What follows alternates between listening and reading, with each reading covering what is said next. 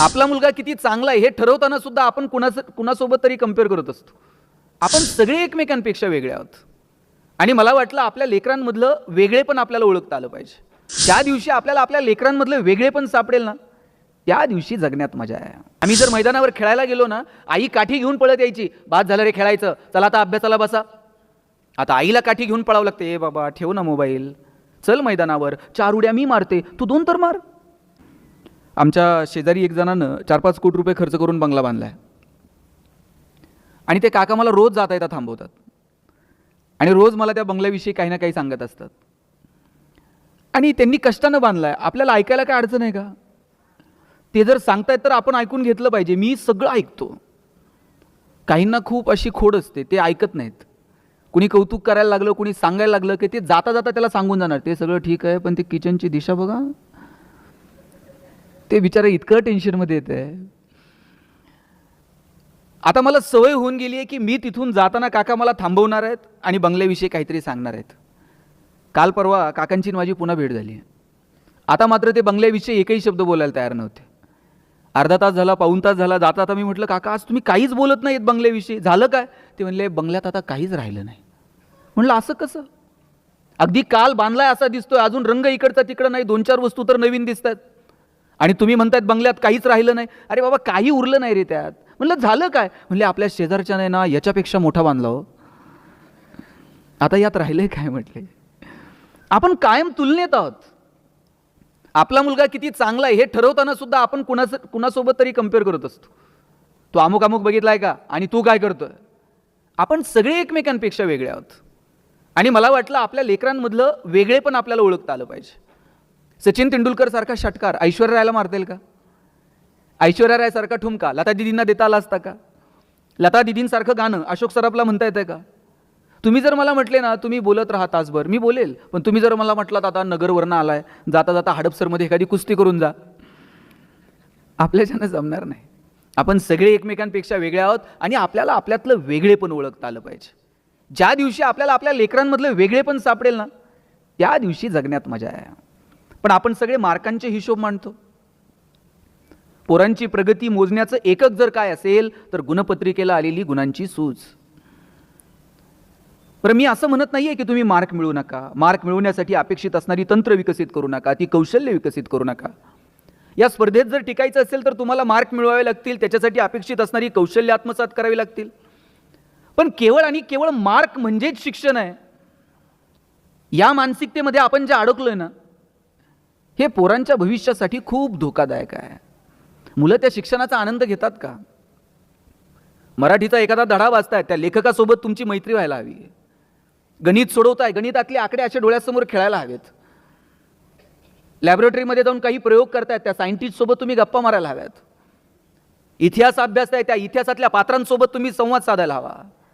भूगोल अभ्यासताय, भूगोलातले अक्षांश आणि रेखांश असे डोळ्यासमोर दिसायला हवेत. इतकं एकरूप जेव्हा आपण त्या अभ्यासासोबत होऊ ना, तेव्हा त्या अभ्यासाची मजा वाटायला लागेल, आनंद वाटायला लागेल. पण फक्त परीक्षा जवळ आल्यात मग मागचे काही क्वेश्चन पेपर चाळायचे, कोणते क्वेश्चन सातत्यानं रिपीट झालेले आहेत, शिक्षकांच्या मागं लागायचं, IMP क्वेश्चन सांगा, व्हेरी इम्पॉर्टंट क्वेश्चन सांगा, आणि मग सगळी मार्कांची बेरीज वजाबाकी करायची. बाजारात तर आता पॉकेट सिरीज आल्यात आणि मग शेवटच्या टप्प्यात ते पॉकेट सिरीज हाताळायचे आणि मग मार्कांची बेरीज वजाबाकी करत आम्ही त्या शिक्षणामध्ये गुरफटले जातोय. मला सगळ्या पालकांना आणि पाल्यांना सांगायचं आहे की आपण त्या शिक्षणाचा आनंद घेतोय का? तुम्ही तुमच्या वडिलांना विचारा, आईला विचारा, बहुतांशी मराठी शाळेत शिकलेले आईवडील असतील. बाईंनी एखादी कविता चालीत म्हणून दाखवायची आणि पोरांनी ती त्यांच्या पाठीमागे म्हणायची. कितीतरी कविता आजही तोंडपाठ आहेत, कारण त्या कविता ही माणसं जगलीत, त्या गोष्टींशी जुळून घेत अभ्यास करत तिथपर्यंत ती माणसं पोहोचली आहेत. आजही आपण त्या गोष्टींचा आनंद घेतो का? की मग सगळंच मार्कांसाठी आहे? भूगोल मार्कांसाठी, इतिहास मार्कांसाठी, इतिहासातली पात्र ही मार्कांसाठी. मग शिवाजी महाराज 4 मार्काला, संभाजीराजे 5 मार्काला. तुकाराम महाराजांचा अभंग तर जरा अवघड आहे, ऑप्शनला टाकू म्हटले. परवा तर 10वीतला एक पोरगा मला विचारत होता, सर या वर्षी मराठीच्या पेपरला ज्ञानदेव पडणार आहेत का तुकाराम पडणार आहेत? मी म्हटलं हे पडतील कसे ज्यांनी महाराष्ट्र उभा केला? सगळं कसं मार्कांसाठी असेल? तुम्ही बघा, मैदानावरती पोरं खेळत नाहीत, लॅबोरेटरीमध्ये जाऊन प्रयोग करत नाहीत, ग्रंथालयात जाऊन काही अवांतर पुस्तकं आणून वाचत नाहीत. आपण वाचलं पाहिजे. सिलेबसच्या पलीकडे जाऊन शाळांमध्ये ग्रंथालय आहेत, तिथली 2-5 पुस्तकं तरी आपण हाताळली पाहिजेत. एखाद्या आवडत्या पुस्तकावरती कुटुंबामध्ये चर्चा व्हायला हवी, शाळेमध्ये चर्चा व्हायला हवी. अण्णाभाऊ साठेने लिहिलेलं फकीरा, त्या फकीरातला तो नायक, अन्यायाच्या विरोधात लढण्याची त्याची ती जिद्द, काय काय किती या फकीरा कादंबरीवरती चित्रपट आला, जगभरापर्यंत पोहोचली. माझी सगळ्या इथं जे बसलेले सगळे तरुण मुलं आहेत ना, तुम्ही तुमच्या आईला वडिलांना विचारा, 10वीच्या सुट्टीत यातल्या निम्म्या आईबापांनी ययाती वाचले, मृत्युंजय वाचलंय, छावा वाचलंय.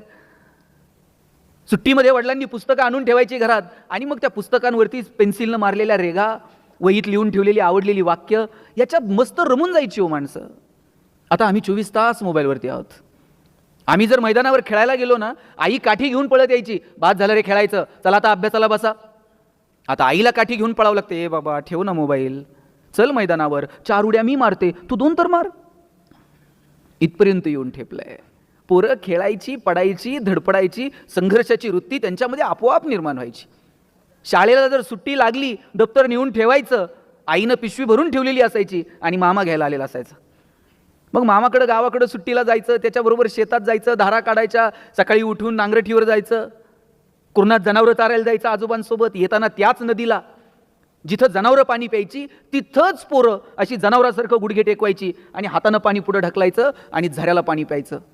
इथल्या कितीतरी पालकांनी ते अनुभवलं असेल. जनावरांसारखं गुडघ्याला पाणी, असं गुडघे टेकून पाणी पिलेलं मला तर आठवतंय. आता मला एक नदी दाखवा जिथं तुम्ही गुडघे टेकून पाणी पिऊ शकाल. आता पाण्याची बाटली विकत आणावी लागते, 20 रुपये लिटरनं पाणी विकत घ्यावं लागतंय. परिस्थिती बदलली आहे. आता एक नदी अशी नीट ठेवली नाही, त्याला सगळं सांडपाणी, कचरा बिचरा, इकडं तिकडं निर्माल्य, प्लॅस्टिकच्या पिशव्या गाठणी बांधून आम्ही नद्यांमध्ये फेकून दिल्या. मग आम्ही मुलांना नेमकं शिकवतोय काय? केवळ आणि केवळ पर्यावरण एक विषय आलाय आता म्हणून तो फक्त मार्कांसाठी अभ्यासायचा का? निसर्गाशी जुळून घेणं, पर्यावरण समजून घेणं, या गोष्टी आम्ही मुलांपर्यंत कधी पोहोचवणार आहोत? आता जाईल तिथे पाण्याची बाटली आहे. पूर्वी जर कुठं गेलं ना कार्यक्रमाला, तांब्या असायचा, फुलपात्र असायचं. साहेब आता तांब्या आणि फुलपात्र कुठं राहिलंय का हो? मला वाटतं अजून ते फार फार तर सुपारी, साखरपुडा, लग्न समारंभ अशा कार्यक्रमात अजून तांब्या आणि फुलपात्र आहे. आणि काही दिवसानं ते पण दिसणार नाही. गुरुजी सांगणार, मुलाचे मामा बाटली घेऊन या. इथपर्यंत येऊ देऊ नका. काय येणाऱ्या पिढ्यांपर्यंत नेऊन पोहोचवायचं आहे, मला वाटतं ते ठरवावं लागेल. आणि म्हणून आम्ही जे हंटर घेऊन फक्त पोरांच्या मागं लागलोय ना, मार्क म्हणजेच शिक्षण. मी पुन्हा पुन्हा सांगतो, मार्क मिळवा पण त्याचा आनंद घ्या. मग आम्ही ठरवून घेतलेलं आहे, खूप मार्क पडले का सायन्सला जायचं, थोडेसे कमी पडले का मग कॉमर्सला जायचं. आणि सायन्सलाही नंबर लागला नाही आणि कॉमर्सलाही लागला नाही, आणि मग कुठे? शब्बास. आमच्या डोक्यात ते भरलंय, आर्ट्सला काय करिअरच्या संधीच नाहीत. मी अशी किती पोरं सांगू की जे कला शाखेतनं ग्रॅज्युएट झाली आणि करिअर झालं. सायन्स, आर्ट्स, कॉमर्स फक्त मार्कांवरून ठरू नका. तुमची आवड, तुमच्या स्ट्रेंथ, तुमचे विकनेस, आजूबाजूला असणाऱ्या संधी, या सगळ्याचा अंदाज घेऊन ठरवा की आम्हाला आमच्या मुलांना नेमकं कुठे घेऊन जायचं आहे. कॉलेजच्या गेटवर उभं राहिलं आणि पोरगं येताना दिसलं ना तरी कळतं हे कोणत्या साईटला असेल. चष्मा विष्मा घालून इन बिन करून आलं का समजायचं, पावलं मोजत मोजत हिशोब करत आलं का समजायचं, आणि अशी वही बी फिरवीत शिट्टी मारत आलं, शब्बास. आम्ही ठरवून घेतलंय. माझी विनंती आहे की केवळ मार्कांवरून तुम्ही ठरू नका. म्हणजे एक जमाना आहे ना डीएडचा होता. डीएडला जर नंबर लागला ना, इथं शिक्षक आहेत का कोण? विचारा त्यांना डीएडवाल्यांची काय हवा होती.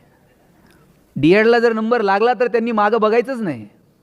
आणि दोघं नवरा बायको जर जिल्हा परिषदच्या शाळेवर रुजू झाले, काय रुबाब होता. आता डीएड कॉलेजेसची अवस्था काय? बहुतांशी डीएड कॉलेजेस आता बंद होत चाललेत. त्यानंतर इंजिनिअरिंगचा बूम होता. गावात एखादाच इंजिनियर असायचा. गावात जर कुणी पाहुणे आले आणि त्यांनी जर विचारलं ना इंजिनियर साहेब कुठं राहतात, सगळं गाव त्या पाहुण्याला इंजिनियरच्या घरी नेऊन सोडत होतं. आता तुम्ही गावात जाऊन विचारा इंजिनियर साहेब कुठं राहतात, ते म्हणते नाव सांग. प्रत्येक घरात 4 आहेत. आणि आफ्टर मेडिकल, म्हणजे आफ्टर कोविड आता मेडिकलचा बूम आहे. आता प्रत्येक आईबापाला वाटतंय पोरगं मेडिकललाच गेलं पाहिजे. नाही भारतात नंबर लागला तर म्हणते रशियात जाऊ द्या, पण त्यानं मेडिकललाच गेलं पाहिजे. बरं, त्यांच्या डोक्यात असं नाही आहे की नाही याला जरा मॅथ फिजिक्स आवडतं आहे म्हणून यानं इंजिनिअरिंगला जावं, याला जरा केमिस्ट्री बायो आवडतं आहे म्हणून यानं मेडिकलला जावं. त्यांच्या डोक्यात पक्का आहे पोरगा MBBS, त्याला मुलगी MBBS झालेली बघायची, दोघांनी मिळून हॉस्पिटल टाकायचं आणि नंतर मग मेहुण्याला मेडिकल. असंच असतं ना. अलिखित नियम आहे, ते मेहुण्यालाच द्यावं लागते हल्ली. जरा या हिशोबांच्या थोडंसं पलीकडे जाऊयात ना. सुनीता विल्यम्स तुम्ही बघा, काय व्हायचं होतं, काय शिकल्या, मग नंतर कशा या सगळ्या करिअरमध्ये आल्या. कुठे गेल्या होत्या सुनीता विल्यम्स मागचे काही दिवस? गेट शिवाजीनगर कुठे होत्या? आणि आपण सगळेजण आतुरतेनं वाट बघत होतो की नाही? आपल्यापैकी किती लोक सुनीता विल्यम्सला भेटलेले आहेत? भेटलेलं कुणीच नाही, पण किती आतुरता होती.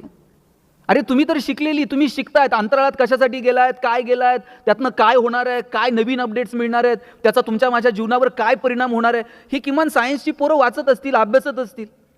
पण गावात खेड्यापाड्यातली खुरपणी टुरपणी करणारी बाई सुद्धा गप्पा मारताना म्हणायची, बाई ती सुनीता आली की नाही कुणाच ठाऊक. किती प्रेम, किती आतुरता, काय करिअर आहे. जगणं हे आयुष्य एकदाच आहे, परत आहे की नाही मला माहीत नाही. असं जगायचं ना, लोकांना हेवा वाटला पाहिजे. आणि लोकांना वाटो ना वाटो, किमान आपल्या जगण्याचा आपल्याला तर हेवा वाटला पाहिजे. अरे आम्ही जगलो आमच्या मस्तीत, आम्ही जगलो आमच्या धुंदीत. सचिन तेंडुलकर दिसायला एवढासा, एका मॅचमध्ये एक बाउन्सर असा नाकावर येऊन आदळला, नाका तोंडातनं रक्त यायला लागलं. लोकांना वाटलं आता स्ट्रेचर बोलवतील आणि घेऊन जातील. पण त्या पठ्ठ्यानं तसंच तोंडावरती पाणी मारलं, बॅट अशी क्रीजवरती आदळली आणि म्हटलं मैं खेलेगा. आणि त्या दिवशी जो दटून राहिला ना, क्रिकेटच्या क्षेत्रात जगाचा बाप झाला. काय करिअर आहे आणि काय कमालीचा आत्मविश्वास आहे सचिनकडे. म्हणजे सचिन क्रीजवर खेळतोय, भारत आणि ऑस्ट्रेलिया मॅच सुरू आहे आणि भारताला जिंकायला साधारणतः 47 धावांची गरज आहे. सगळ्या जगाला वाटतंय की जोपर्यंत क्रीजवर सचिन आहे तोपर्यंत भारत मॅच जिंकतोय. पण ब्रॅड हॉकच्या एका चेंडूवर सचिनची विकेट पडली आणि भारताला मॅच गमवावी लागली. त्या ब्रॅड हॉकला असला आनंद झाला की अरे जगातला सगळ्यात श्रेष्ठ फलंदाज आणि त्याची विकेट मी अगदी करिअरच्या सुरुवातीला घेतली. त्यानं रेफरीकडनं चेंडू मागून घेतला, पॅव्हेलियनमध्ये गेला आणि सचिनला म्हटला, सचिन तू जगातला सगळ्यात महान फलंदाज आहेस, या चेंडूवर मी तुझी विकेट घेतली, आयुष्यभर हा चेंडू मी माझ्या शोकेशमध्ये जपून ठेवेल, मला याच्यावर तुझी ऑटोग्राफ देशील? सचिननं ऑटोग्राफ दिली, पाठीवरती थाप मारली आणि जाताना त्याला म्हटला, it will never happen again, परत असं घडणार नाही. आणि त्यानंतर कधीच ब्रॅड हॉकच्या चेंडूवर सचिनची विकेट पडली नाही. याला आत्मविश्वास म्हणतात. चुका होतात, घडतात, पण एकच चूक परत परत करायची नसते. बदलूयात, काहीतरी नवीन करूयात, झालेल्या चुका सुधारवण्यासाठी सातत्यानं प्रयत्न करूयात आणि त्याच्यासाठी कधीतरी स्वतःच्या अंतर्मनात डोकावून पाहूयात. माझी पालकांना विनंती आहे की आपली लेकरं ही वेगळी आहेत, युनिक आहेत, त्यांच्यामधलं वेगळेपण ओळखा, त्यांच्या चांगल्या गुणांचं कौतुक करा. आपण त्यांच्यातले दोष शोधण्यात वेळ वाया घालवतो. तुम्ही म्हणाल मग दोष ओळखायचे नाहीत का? जरूर ओळखायचे. मग सांगायचे नाहीत का? जरूर सांगायचे. पण दोष हे कानात सांगायचे असतात आणि कौतुक हे चार चौघात करायचं असतं. आपण उलट करतो. बघा पोरांनी टाळ्या वाजवल्यात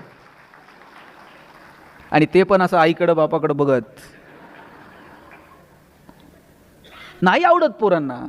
तुम्ही पाहुणे आल्यानंतर म्हणणार, बावळटाचं आहे ना, अभ्यासच करत नाही, मोबाईलच घेऊन बसताय आणि किती वेळा सांगायचं आहे. पाहुणा म्हणणार आहे का, फारच बावळट आहे, मी घेऊन जातो आणि परत सुधरून आणून देतो. ते आपल्यालाच सुधारायचं आहे. उलट पाहुण्याच्या देखत म्हणायचं, आमचा दादा इतका हुशार आहे ना, दादा पाहुण्याच्याच पुढं पुस्तक घेऊन बसताय का नाही बघा. आणि तुम्ही पाहुण्याच्या देखत म्हणून बघा, दादा बावळट आहे, दादा बाहेर जात आहे, पाहुण्याच्या बुटात पाणी होत आहे, लेसला लेस बांधताय. मग तुमची इज्जत घालवायची एकही संधी दादा सोडत नाही. कौतुक करा हे चार चौघात आणि दोष जे सांगायचे ते कानात सांगा.